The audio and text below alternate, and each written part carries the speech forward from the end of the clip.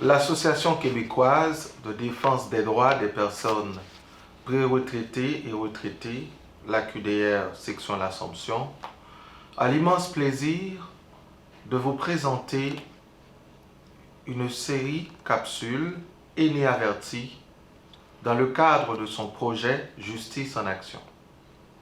Il s'agit là d'un ensemble de thématiques afin de vous informer, vous aviser, vous sensibiliser sur vos droits et vos obligations éventuellement.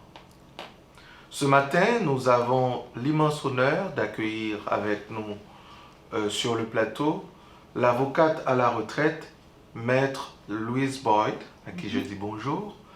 Et également, pour cette capsule, nous avons notre partenaire principal, Maître Carmel Marcheseau. Bonjour. Elle est présidente de Juristes à domicile et Groupe Accès Justice. Et ce sont deux partenaires essentiels dans le cadre de la mise en œuvre du projet Justice en action. Nous allons analyser, réfléchir, échanger sur une question vitale, l'aide médicale à mourir, soins de fin de vie, directive médicale anticipée, autant de questions qui peuvent bien tarauder et à la fois l'imagination et le quotidien de tous ceux qui un jour peuvent bien se questionner sur ces sujets et qui sont d'intérêt pratique. Alors, écoutez, oui, c'est un sujet qui est vraiment très important. Mourir dans la dignité. Nous allons discuter aujourd'hui, comme vous l'avez dit, des DMA, soit les directives médicales anticipées, et l'AMM, soit l'aide médicale à mourir. Alors aujourd'hui, les sujets de discussion seront les suivants: les bases de l'autonomie de la personne, la procuration, le mandat de protection, les directives médicales anticipées, comme je le mentionnais, les soins palliatifs et l'aide médicale à mourir. Alors, on se base principalement pour les fins de cette capsule sur l'autonomie de la personne. L'autonomie de la personne est protégée au Québec par la Charte des Québécoises, par la Charte des droits et libertés, qui nous assure le droit à la vie, à la sûreté, à l'intégrité et à notre liberté en tant que telle. Pourquoi? Parce que l'intégrité de la personne, c'est un principe inviolable.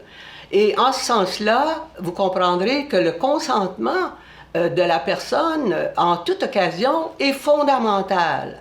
Alors, il est interdit, à cause de l'intégrité de la personne, il est interdit d'agir sans le consentement bien éclairé de la personne. Alors aujourd'hui, nous avons le plaisir, évidemment, de discuter avec Maître Louise Boyd. Bonjour Louise, encore une fois. Et Louise, vous allez nous expliquer, évidemment, on en entend souvent parler, mais qu'est-ce que c'est que le consentement aux soins? Qu'est-ce que c'est qu'un soin? On le sait de façon générale, mais au sens de la loi, qu'est-ce que c'est qu'un soin? Alors un soin, ça peut comprendre une intervention chirurgicale, la contraception, l'hébergement en établissement de la santé et l'alimentation. D'accord. Alors, pour que le consentement aux soins s'exerce, le consentement aux soins doit être libre et éclairé pour accepter ou refuser un soin. Il faut que la capacité de comprendre ne soit pas altérée par la maladie. Ça peut s'appliquer également à une personne qui est inapte, même avec un mandat de protection. Alors, ça veut dire que peu importe qu'il y ait un mandat de protection ou non, le médecin explique au patient et le patient doit comprendre la nature de la maladie, la nature et le but du traitement, les risques et les avantages à subir le traitement et les risques à ne pas subir le traitement. Alors, si le patient comprend tout ça, il peut consentir. S'il ne le comprend pas, c'est quelqu'un d'autre qui va avoir à consentir pour lui. Est-ce que, Louise, est-ce qu'à ce moment-là, on parle du consentement substitué? Oui, c'est ça. Alors, qui peut donner le consentement substitué? Évidemment, c'est le mandataire s'il y en a un. Et puis, s'il n'y a pas de mandataire, ça peut être le conjoint, un proche parent, ça peut être également n'importe quelle personne qui est proche du patient, qui peut donner le consentement substitué. Et si c'est impossible de donner un consentement substitué parce qu'il n'y a personne qui veut s'engager à le faire, eh bien, on va devant le tribunal. Alors ça, c'est vraiment là, la dernière alternative, en quelque sorte. Oui, c'est ça. D'accord. Maintenant, est-ce qu'on peut parler de la procuration au bien? Qu'est-ce que c'est exactement? Et le mandat de protection? OK. Alors, la procuration, c'est un écrit. Par exemple, on peut penser à une procuration bancaire. Alors, plusieurs personnes ont donné des procurations bancaires.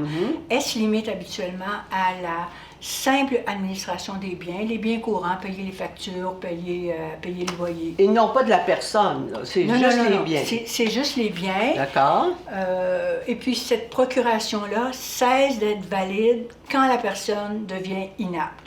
Et quand est-ce qu'elle devient inapte en ce sens-là? Elle devient inapte à ce moment-là, quand on va avoir recours à un mandat de protection. Oui, c'est ça. Alors, on recommande aux gens de faire leur mandat de protection alors qu'ils sont encore aptes, évidemment. Alors, la personne a un mandataire qui s'occupe de sa personne elle-même, des soins donnés à sa personne et de ses biens. Et ça, c'est quand on est apte, il est important de le faire à ce moment-là, parce qu'on sait exactement qu'est-ce qu'on veut et qui on veut comme procureur. C'est ça. Alors, et c'est l'homologation qui va venir confirmer le tout quand je serai inapte, c'est ça? Oui, oui. D'accord. On espère le plus tard. Que ça n'arrivera jamais. Oui, OK. Il faut comprendre que l'inaptitude se présume. Alors, une personne est apte jusqu'à preuve du contraire. C'est ça. Alors, pour que le mandat de protection soit, disons, activé, là, entre guillemets, il faut en faire la preuve. Absolument, il y a des expertises médicales et psychosociales, et il faut aussi passer devant le tribunal. Et si je peux me permettre, Louis, c'est un juge qui va décider si je suis inapte, oui, c'est ça? C'est pas n'importe qui, là. Non. C'est un juge. Il y a une procédure spécifique. Oui. D'accord, très bien. OK, alors ça peut être devant un notaire ou devant témoin. Et comme vous l'avez dit tantôt, on procède, lorsque l'inaptitude de la personne est constatée, on procède à l'homologation devant le tribunal. D'accord. Alors, c'est quoi la différence, évidemment, entre ce que vous avez dit, la procuration, puis le mandat de protection? OK. Alors, la procuration, elle agit, elle est valide quand la personne est apte. Mais dès que la personne devient inapte, c'est le mandat de protection. D'accord. Qui est en vigueur à ce moment-là. C'est ça. Qui a une force. Mais avant ça, non. Non. D'accord. Très bien. Alors maintenant, est-ce que, j'ai une question aussi, c'est que, est-ce que c'est obligatoire d'avoir un mandat de protection notarié? Non, c'est pas obligatoire de l'avoir notarié. Alors, il y a deux formes, comme beaucoup de documents légaux peuvent avoir deux formes. Il y a la forme devant deux témoins qui attestent de la signature, on appelle ça des témoins de signature, et puis ça peut être notarié. Mais les deux ont... Il y a des avantages et des inconvénients aux deux. Comme quoi, par exemple? Mais par exemple, notarié, il faut payer. Oui, mais par contre, il est plus facile à trouver parce que les notaires mettent ça dans leurs archives, leurs registres. Il y a un registre en tant que tel. Ça, donc ça se trouve facilement. Alors, mais celui qui est devant témoin, habituellement, c'est aussi très valide, très valable, mais on recommande à ce moment-là aux personnes de dire à leurs proches, regarde, j'ai mon mandat est là. Pour que si j'en ai besoin un jour, à ce moment-là, la personne saura quoi faire et pourra faire homologuer le mandat pour qu'il devienne en vigueur. C'est ça? C'est ça. Bon, très bien. Et maintenant, si j'ai un mandat de protection Est-ce que j'ai vraiment besoin des directives médicales anticipées dont on va parler là, au point 4? Je vais répondre à cette question-là un petit peu plus tard, D'accord. après avoir décrit les directives médicales anticipées. Qu'est-ce que Entendu, c'est? entendu. On va être plus à même après de voir les distinctions entre les deux. OK. Alors, la loi, c'est la loi concernant les soins de fin de vie depuis 2012, c'était la commission parlementaire, en tout cas, vers ces années-là. Son but était d'assurer aux personnes en fin de vie des soins respectueux de leur dignité et de leur autonomie. C'est ce que les mouvements à mourir dans la dignité ont toujours voulu. Alors, il faut prioriser la primauté des volontés relatives aux personnes. Alors, la personne, alors qu'elle est encore apte, remplit ses directives médicales anticipées. Il faut comprendre que certaines personnes qui peuvent refuser des soins, on connaît les témoins de Jéhovah. Par exemple, oui. Quand on a donné son consentement à un soin, ça veut dire également qu'on peut le refuser en tout temps. Je peux changer d'avis, n'importe quand. N'importe quand. OK. N'importe quand. D'accord. Puis, la loi concernant les soins de fin de vie aussi a créé, ou veut créer, un meilleur encadrement des soins palliatifs, de la sédation palliative continue, des directives médicales anticipées et de l'aide médicale à mourir. On va tout voir ça. Alors, comme je disais tantôt, les directives médicales anticipées précisent à l'avance les soins qu'on veut recevoir ou non, OK? Des soins qui sont vitaux et nécessaires au maintien de la vie. OK? Alors, ce formulaire-là, on ne le trouve pas chez Bureau en gros ou Citation. Il faut aller sur le site de la RAMQ. D'accord. Et il faut le demander. Et ce formulaire-là, il est à notre nom, avec un code barre. Ce formulaire-là nous est envoyé. Il est personnalisé. Il est personnalisé. D'accord. Il nous est envoyé. On le remplit. On le retourne à la RAMQ. La RAMQ l'archive, si vous voulez, dans un registre spécial pour ça. Et à partir de ce moment-là, c'est contraignant. Contraignant, ça veut dire que c'est obligatoire pour tout le personnel de la santé. Ça veut dire que tout le monde doit le respecter. C'est ça que ça veut dire. Pas tout à fait rendu là, Ouais. mais parce que c'est une grosse révolution dans les mœurs. Mais c'est déjà énorme, là, le fait Oui. que ce soit contraignant, parce que la volonté de la personne est exprimée dans le document. C'est ça. D'accord. Ce document-là, il est sans frais si il est signé devant deux témoins, comme on a vu pour le mandat de protection. Chaque fois que c'est signé devant deux témoins, c'est sûr qu'il n'y a pas les frais, mais il peut aussi être notarié. Oui, Alors- la décision Truchon contre le procureur général du Canada qui fait tant de vagues. Oui. Alors, Qui a qu'en été- est-il? Bon, alors, cette décision-là a été rendue en 2019. Elle avait pour effet de rendre inopérant la disposition de la loi qui disait que qui parlait d'une mort naturelle qui devrait être raisonnablement prévisible. Bon, on ne rentrera pas dans les détails. Cette disposition-là a été jugée inopérante. Alors, depuis ce temps-là, les deux niveaux de gouvernement, autant provincial que fédéral, discutent. Alors, en décembre 2021, le comité chargé de faire des recommandations sur l'élargissement de la loi a rendu son rapport. Alors, on attend.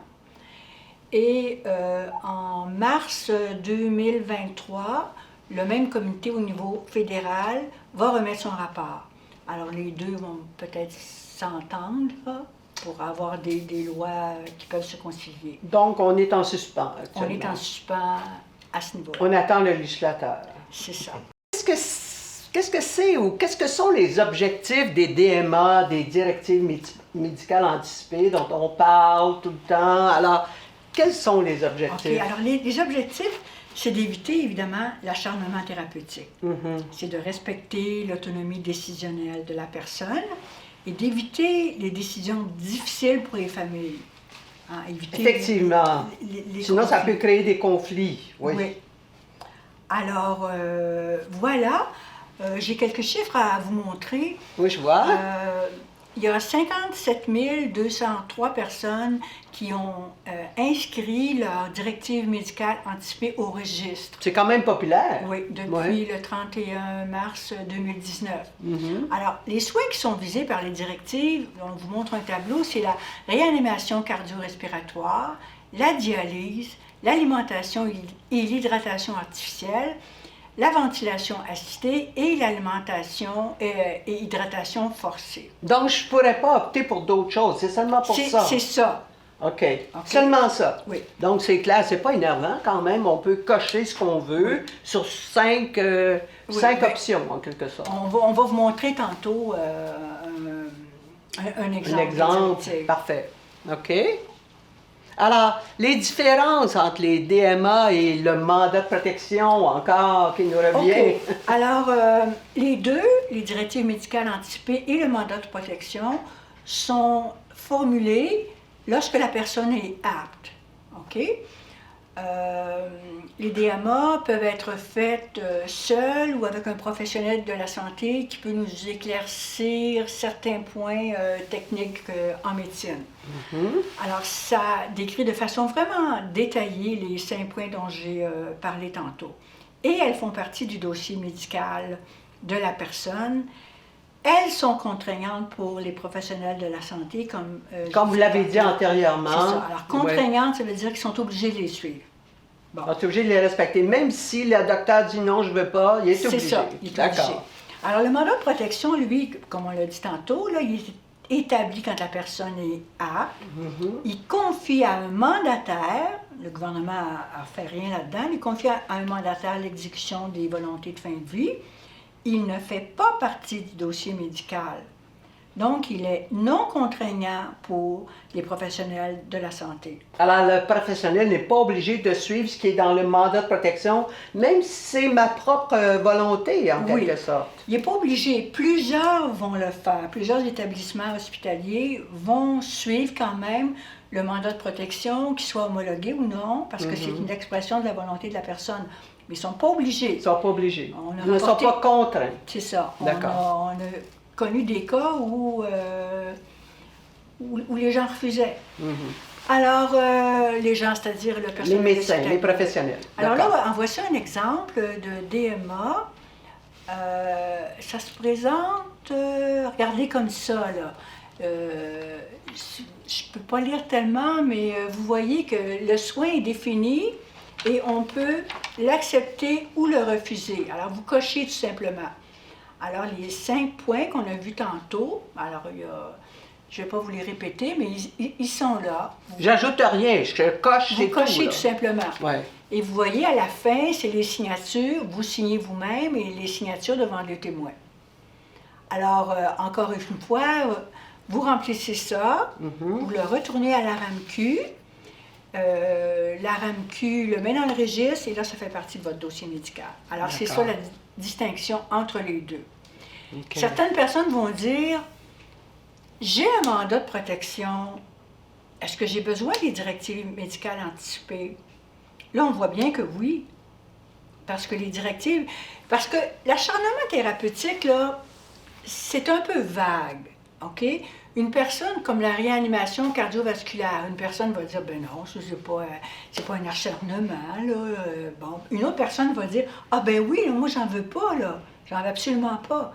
Alors, il y avait beaucoup comme de discussions sur ce fait-là. là. Alors, ils ont réglé ça en créant les DMA, puis là, en cochant là où vraiment c'est ma volonté qui est exprimée. À ce moment-là, comme on l'a dit, le professionnel de la santé est contraint de respecter Oui. ma volonté, alors que dans le mandat de protection, plus ou moins. C'est Donc, ça. je suis mieux de prendre mes Mais c'est précautions ça. avec les directives médicales anticipées. Oui, c'est Même si on est un petit peu récalcitrant par rapport à tout ça, parce que c'est pas tellement gai comme sujet, mais vaut mieux prendre nos précautions. Ben, c'est comme faire son testament. Exact. Bon. Alors, Ça nous amène aux soins palliatifs.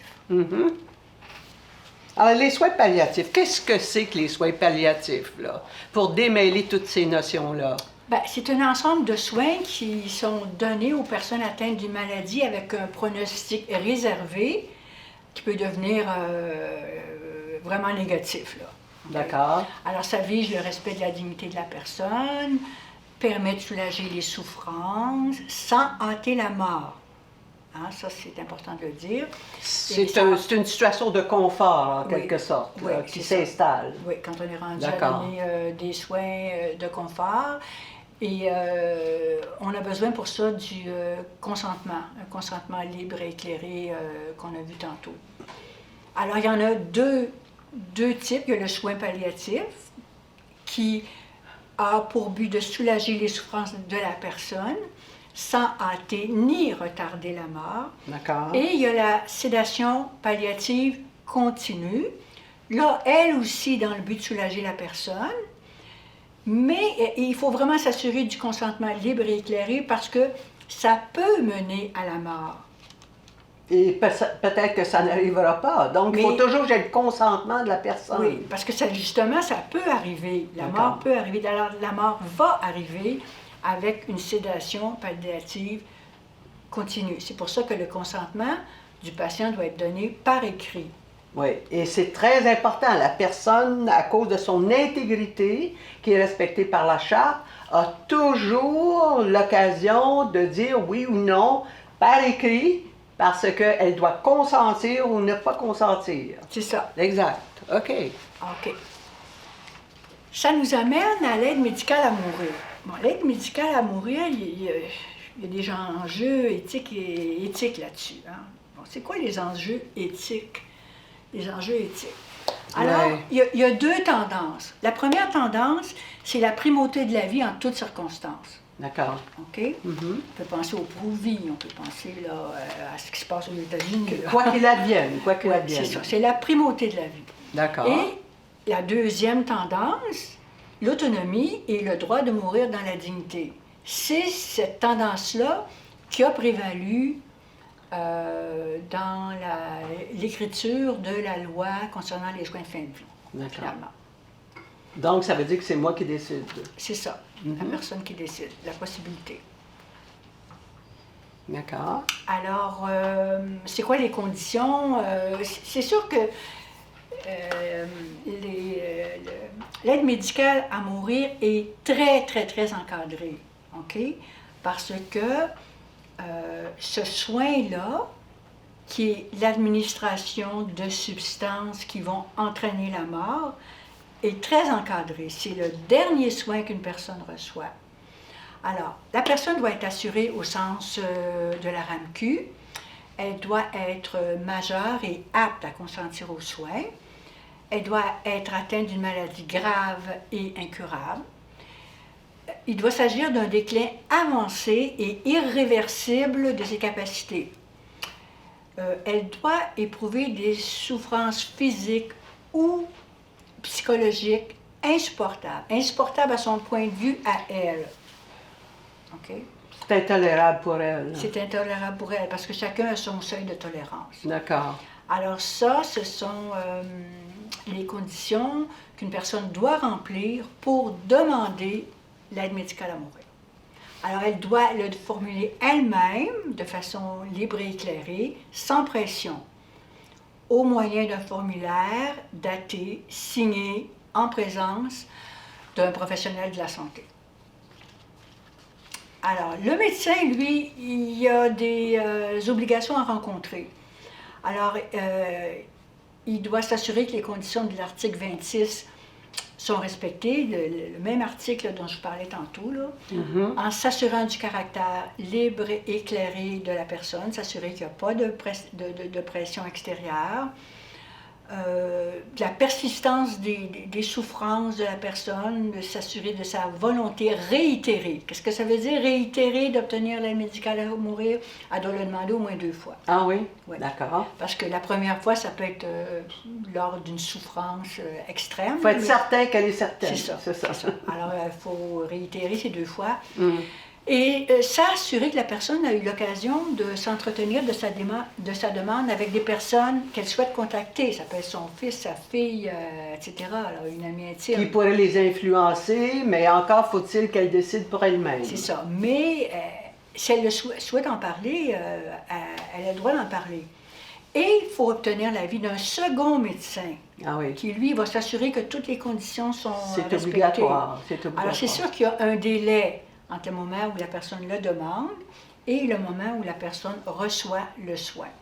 D'accord. Est-ce qu'une personne inapte peut recevoir l'aide médicale à mourir? La réponse actuelle, c'est non. Okay. C'est d'ailleurs une question qui fait l'enjeu tant au provincial qu'au fédéral, qui fait l'enjeu de beaucoup de discussions. Alors, une personne qui est inapte ne peut pas recevoir l'aide médicale à mourir. Sauf, il y a une exception et qui est entrée en vigueur à la mi-2021. Et cette exception dit que si cette personne-là, ce patient-là, a demandé l'aide médicale à mourir dans les 90 jours de l'administration du soin, et si dans le cours de sa maladie, elle devient inapte parce que, bon, la morphine, etc., le médecin peut lui administrer l'aide médicale à mourir. Si, entre-temps, elle devient inapte, le médecin peut administrer l'aide médicale à mourir. Mais j'ai une question un petit peu qui me tracasse. Est-ce que même la personne inapte peut toujours changer d'avis tout à coup avant l'administration du médicament? Ça c'est une question... Une petite question piège que je me permets. Oui, c'est justement pour ça qu'il y a tellement de discussions sur l'aide médicale à mourir pour les personnes inaptes. Une personne apte, qui a donné son consentement, elle peut toujours le retirer 2 secondes avant l'administration du soin. Elle peut le retirer n'importe quand. C'est important de savoir. Oui, elle peut toujours le retirer. Mais la personne inapte, elle, avant de recevoir le soin, elle ne sait peut-être même plus que c'est ça. Elle n'est plus apte à donner ou à retirer son consentement. C'est ça qui cause tant de friction. Tant de friction, puis tant de débats judiciaires, en quelque sorte. Ouais. Mais, une chose que je tiens à rajouter là, pour la personne qui deviendrait inapte, par exemple, après avoir rempli ses directives médicales anticipées, pas l'aide médicale, les directives médicales anticipées. Vous vous souvenez, tantôt, il y avait 5 éléments. Exact. OK. Bon. Si dans ces 5 éléments-là, il y en a un qui concerne les troubles neurocognitifs. C'est ça. OK?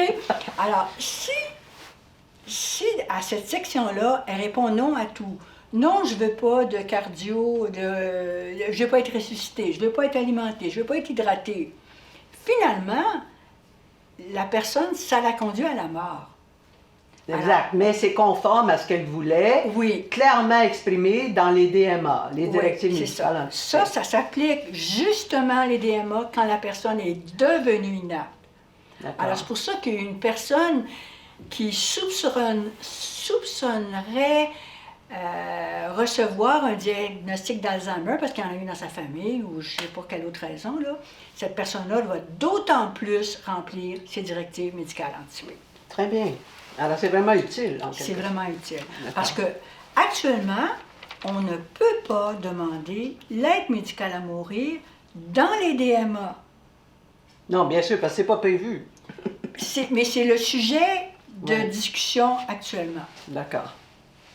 Alors, j'ai aussi encore quelques autres petits chiffres là, de personnes qui ont reçu l'aide médicale à mourir.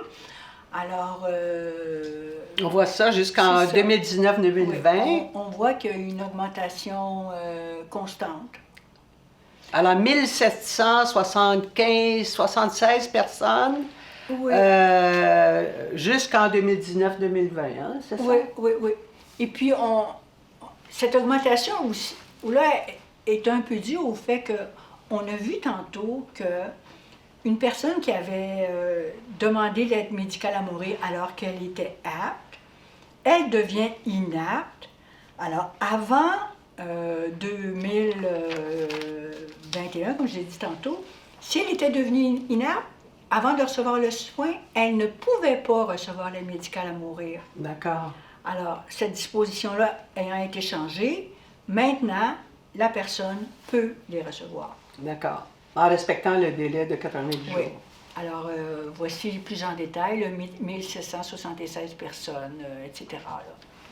Alors, 76 personnes, des personnes ayant reçu l'aide médicale à mourir, étaient atteintes d'un cancer. Voilà, c'est ça. Alors, ces personnes-là avaient un pronostic vital de moins de 6 mois au moment où elles ont reçu...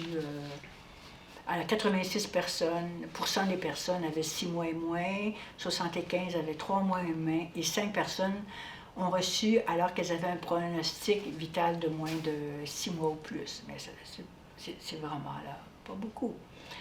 Alors voilà, je pense que... Alors nous avons, Louise, on vous remercie énormément. Vos lumières vont certainement nous aider à prendre des décisions éclairées parce que c'est un sujet, encore une fois, comme je le disais, qui est peu sympathique, mais il nous faut l'aborder pour prendre les bonnes décisions en ce qui nous concerne personnellement.